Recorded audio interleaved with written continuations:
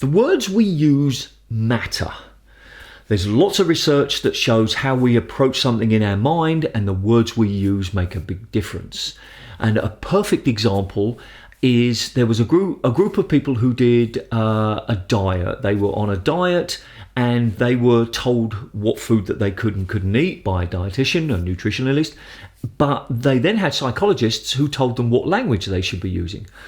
And the people who were told to say, I can't eat that, when offered something that was outside of their diet, were not as successful at keeping their diet as the people who were told to say, I don't eat that. Can't gives it an external idea. These are the rules. I want to eat it. I need to eat it. I like to eat it. But no, the rules say I can't eat it. The people who say, I don't eat that, it now is inside of them. I choose not to eat it. And that's an example, and I think it's a good example, of the words we use matter. Now, you're probably wondering what the heck this question is about. This question is about heating up and cooling down. Regular viewers will know that I promote the idea of using the phrase heating up. Don't use warm up. I don't want you to be warm when you go on court. I want you sweating. You should be sweating before you even hit your first shot. But a lot of players don't. Many times I've gone to sort of club nights and I'm in the corner somewhere heating up, and people are saying, are you playing or what? Come on, let's go. And I'm not ready yet. Oh, come on. You can warm up in the first game. And oh my God, that phrase is probably the most frustrating phrase I've heard in squash. You can warm up in the first game. And I don't understand why people don't do it. I perform so much better. I get less injuries. You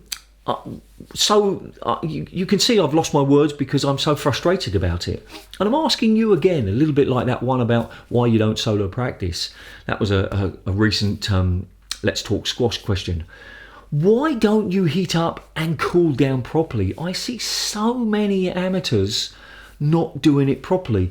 Is it because you think that you have to be a high level before you do it? Because that's definitely not true. It's part of the preparation. It's part of the period afterwards, assessing what's happened.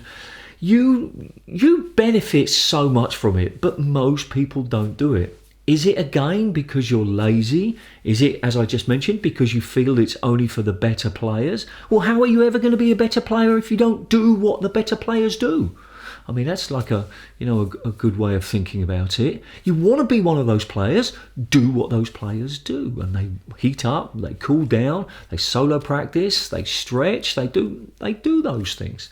So there we go. A short question this week. Why don't you take heating up and cooling down seriously? And if you do, what made that change in your mindset? What made you, not necessarily suddenly, but what made you start taking those aspects of your game seriously? And it doesn't have to take long. I think it could be 5 or 10 minutes, but you just need to do it properly.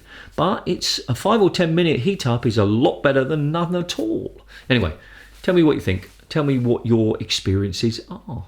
On the screen at the moment, somewhere up here, is a playlist of all of the other questions for you to look at. And probably down here somewhere is another video that YouTube thinks is a really good fit for you. And probably down here is a subscription button. If and only if you think my content is useful, please consider subscribing. And remember, do something every single day to improve your squash. See ya.